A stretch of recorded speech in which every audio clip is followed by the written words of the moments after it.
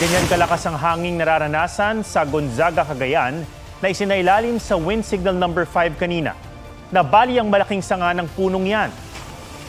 Nangyari ito kaninang hapon sa gitna ng pananalasan ng bagyong Ophel.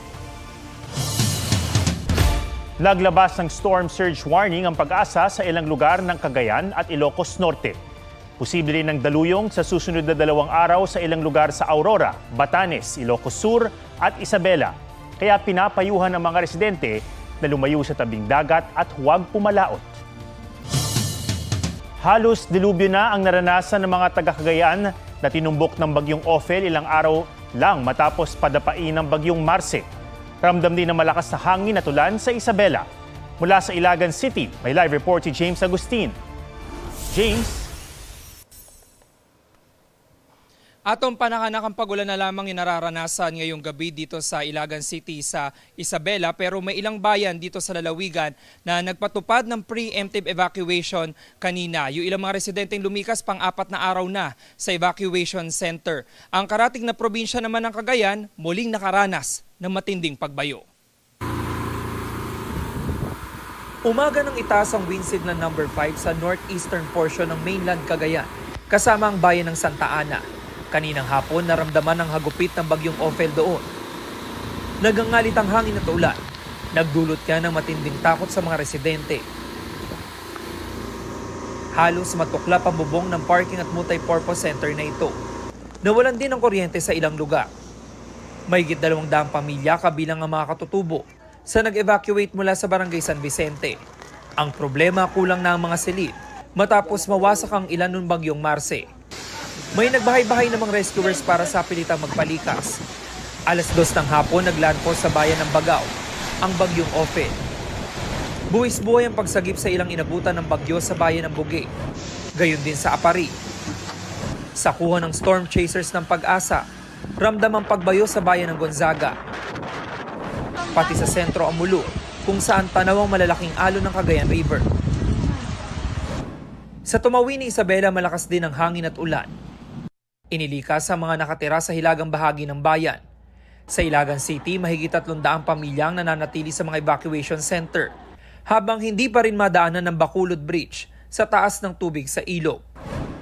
Si Pangulong Bongbong Marcos inutusan ng DILG at DNR na hikayati ng mga LGU na gamitin ang geohazard maps ng Mines and Geosciences Bureau MGB. Makakatulong ito para matukoy ang mga landslide at flood-prone areas. Sakaling tamaan ng bagyong Pepito ang Metro Manila, mahigit 1,400 barangay ang posibleng bahain, karamihan ay sa lungsod ng Maynila. Bukas sisimulan na ang preemptive evacuation sa mga lugar na daraanan ng bagyong Pepito. Samantala, mahigpit namang binabantayan ng water level sa Pinakanawan at Cagayan River. Yan muna yung sitwasyon mula dito sa Ilagan City sa Isabela. Balik sa iyo, Atom. Maraming salamat, James Agustin. Hindi pa man nakababangon mula sa pinsala ng bagyong Marce, napilitan ng lumika sa mga taga-Pagudpod, Ilocos Norte dahil sa bagyong Ophel. Ang problema, sira ang mga evacuation center. May live report doon si Darlene Kai. Darlene? Atom, sa ngayon ay pabugso-bugsong hangin at ulan yung nararanasan namin dito sa Pagudpod, Ilocos Norte, kung saan nakataas yung signal number 3. Kaya kanina, katulad nga ng sinabi mo, ay nagpalikas na ng mga residente na nakatira sa mababang lugar at sa tabing dagat. Nakataas na po sa signal number 3. Lahat po na nakahanda na mag-evacuate, pumunta na po kayo dito sa my pick-up point. Tulong-tulong na ang DRRMO, Police, Barangay at AFP personnel sa pagpapalikas ng mga nakatira sa tabing dagat sa Pagudpod, Ilocos Norte. Malaking hamon yan para sa lokal na pamahalaan, lalo't wasak na wasak din daw ang iba pang itinalagang evacuation center. Tapno na po, kasta nga nasaba pa may ilikas na kayo apo para kay safety tayo amin. Nasira sa nagdaang bagyo ang seawall sa Barangay Poblacion 1, kaya pinangangambahang lamunin ng malalakas na alon ang mga bahay. Yung kasi yung dagat, ma'am. Yan lang ang inabangan namin, kinakatakutan itong dagat. Si Josie, emosyonal dahil tanda pa niya nang lumikas sila. Kasi ma'am, mahirap magbakwit. Yung pagbakwitan namin sa high school, ma'am, lumipad din ng mga bubong. Ang hipag niyang si Jocelyn, halos wala nang natira sa bahay kung saan siya lumaki. Hindi pa man nakababangon, kailangan na namang lumikas. Tulungan da kami kuma.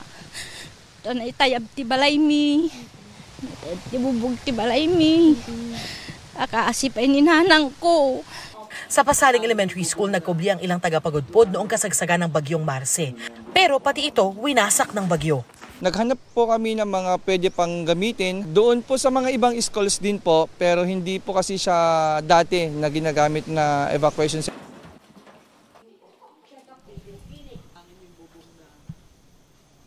Atom nananatiling naka-alerto yung provincial government ng Ilocos Norte. Sa ngayon, bukod dito sa Pagudpod, ay nagpapalikas na rin ang mga residente sa mga bayan ng Adams at Bacara. Yan yung latest mula rito sa Pagudpod, Ilocos Norte. Balik sa'yo, Atom. Maraming salamat, Darlene Kai. Hindi tutulong pero hindi rin pipigilan ng gobyerno ang International Criminal Court na mag-imbestiga sa Duterte War on Drugs. May report si Ivan Mayrina. Mismo si dating Pangulong Rodrigo Duterte na nagsabi sa Quad Committee hearing kahapon. I'm asking the ICC to hurry up and if possible they can come here and start the investigation tomorrow. Pero sabi rin niya sa pagdinig, Ang problema, walang jurisdiction. Bigyan mo muna ako ng jurisdiction before anything else.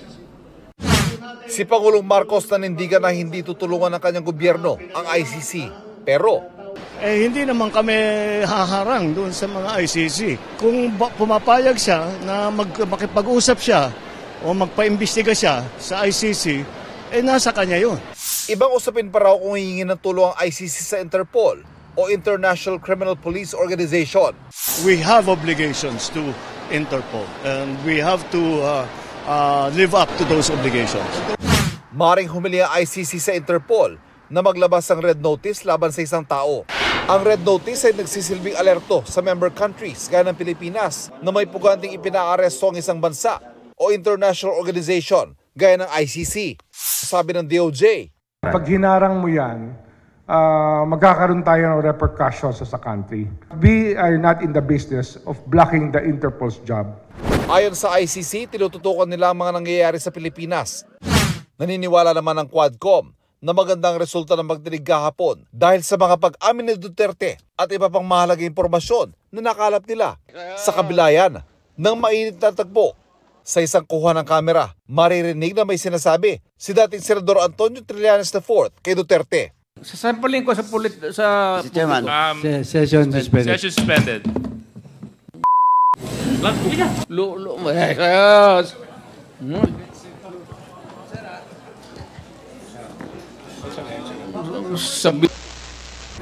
Nagsorry naman ang dating Pangulo. I just would like to apologize for the unbecoming behavior. Init sa ulo lang yun. Sasampalin niya ako eh. Ano ba yun? Hindi ba provocation yon? Di sinabi ko, halika, sampalin mo na ako. Nag-uwat daw ang bangayan sa isyu ng pagpirma ni Duterte ng bank secrecy waiver. Sabi ni Duterte, handa siyang pumirma ng waiver. Pero may kondisyon. Lahat, hindi lang ako. Pati yung nakaupo doon sa harap ko. Para makita talaga ng tao, yan o. Yan ang pera ko. Ay, may yung inyo. Kailangan di ipaalam kung handa ang kanyang asawa na pumirma ng waiver dahil joint account ang hawak nila. Ivan Mayrina nagbabalita para sa GMA Integrated News.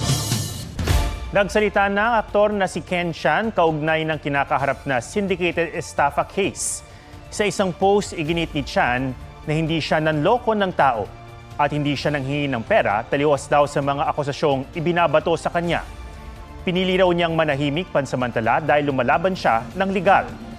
Hindi rin daw niya tinatakbuhan ng kaso. Kine-question niya kung bakit syndicated estafa ang ikinaso, gayong umiikot lang umano ang issue sa pagkalugi ng negosyo. Maglalabas daw siya ng mga detalye sa mga susunod na araw.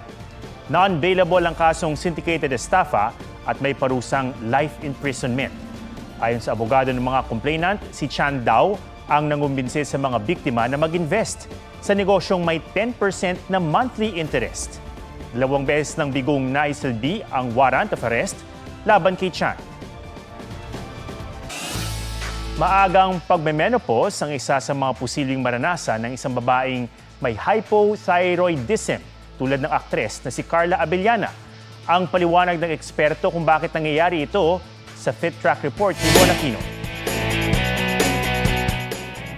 5 taon, 5 doktor at hindi mabilang na medical tests at mga gamot. Ganyan ibinahagi ni Kapuso actress Carla Abellana ang mga pinagdaraanan niya dahil sa sakit na hypothyroidism. It's something I have to deal with, ang mga health issues like hypothyroidism. Kumbaga, nire-remind sa akin ni God how valuable life is, how important our health is. Walang pinipiling age yan and gender. Ayon pa kay Carla, dahil sa hypothyroidism, perimenopausal o pamenopause na siya sa edad na 37. Sa kabila rin ng regular workout daw niya, tumaas ang kanyang timbang. Ano nga ba ang hypothyroidism o underactive thyroid? Ang hypothyroidism ay isang kondisyon kung saan ang ating thyroid gland o itong nandito sa ating leeg ay humihina. Kung kaya naman nababawasan ang paggawa nito ng tinatawag nating thyroid hormones na mas kilala doon sa mga T4, T3. Importante ang thyroid hormone sa metabolism, brain function, pagganda ng kutis, tibok ng puso at galaw ng bituka. Kabilang sa mga sintomas ng hypothyroidism, ang pagkakaroon ng goiter, pagiging makakalimutin, dry skin, pagbagal ng tibok ng puso, mabilis na weight gain at early menopausal symptoms. Ovulation ay humihina. Kung kaya naman, nagkakaroon sila ng irregularidad sa kanilang buwan ng dalaw, then bumababa yung fertility. Marami raw risk factors o dahilan sa pagkakaroon ng hypothyroidism tulad ng iodine deficiency, family history, chronic autoimmune thyroiditis, pagpapaopera sa thyroid dahil sa goiter o typhoid cancer at iba pa. Kaya payo ng doktor para maiwasan ito, magkaroon ng iodine-rich diet tulad ng pagkain ng seafoods, paggamit ng iodized salt at magpa-check up agad sa doktor lalo na kung may family history. Lalo't ang hypothyroidism, nangangailangan ng panghabang buhay na gamutan. Von Aquino nagbabalita para sa GMA Integrated News. 2 bagyo na naman ang nasa loob ng Philippine Area of Responsibility matapos pumasok sa PAR ang bagyong Pepito ngayong gabi. Patuloy nang humihina ang at bumabagal ang bagyong Ophel habang kumikilos patungong Babuyan Islands, kung saan ito posibleng mag-landfall ulit. Huling namataan ang sentro ng bagyong Ophel sa coastal waters ng Gonzaga, Cagayan. May lakas yan ng hangin na 155 km per hour at bugsong aabot sa 255 km per hour. Nakataas pa rin ang signal number 4 sa Babuyan Islands at northern at eastern portions ng mainland Cagayan. Signal number 3 sa Batanes, rest of Cagayan, northern portion ng Isabela, northern portion ng Apayao at northern portion ng Ilocos Norte. Signal number 2 naman sa western at eastern portions ng Isabela, rest of Apayao, Kalinga, northeastern portion ng Abra, eastern portion ng Mountain Province at natitirang lugar sa Ilocos Norte. Habang signal number 1 sa nalalabing lugar sa Isabela, northern portion ng Quirino, northern portion ng Nueva Vizcaya, natitirang bahagi ng Mountain Province, Ifugao, nalalabing bahagi ng Abra, northern portion ng Benguet, Ilocos Sur, northern portion ng La Union at northern portion ng Aurora. Sa rainfall outlook ng Pag-asa, matitindi pa rin ang ulan hanggang bukas ng hapon sa Cagayan, Batanes, Ilocos Norte, Apayao, Isabela, Abra, Kalinga, Mountain Province, Ifugao, Quirino, Nueva Vizcaya at Aurora. Posible rin ang ulan sa Metro Manila lalo na sa hapon o gabi. Ayon sa Pag-asa, dahil mabababad pa ng matagal sa dagat ang bagyong Pepito, hindi nila inaalis ang posibilidad na lalo pa itong lalakas at magiging super typhoon. 41 araw na lang, Pasko na. Iba't ibang hugis ng pailaw ang ibinida sa mga plaza sa Taal, Batangas at San Jose City, Nueva Ecija. May report si Bernadette Reyes. Enjoy na enjoy sakay ng bump cars sa mga bisita sa Taal, Batangas. Yan ay habang napapalibutan ng Christmas lights ang kanilang buong plaza. Tingalain ang 15 talampakang Christmas tree. Patok din ang hugis pusong light tunnel at light arc. Iba't iba ang hugis ng pailaw, tulips, butterfly at animoy fireworks. Nagliwanag din sa San Jose City, Nueva Ecija nang pailawan ng kanilang giant Christmas tree na sinabayan ng fireworks. Sa bungad pa lang namumutiktik na sa hugis palay na pailaw ang lungsod. Punong-puno ng Christmas lights ang City Hall. Bernadette Reyes, nagbabalita para sa GMA Integrated News.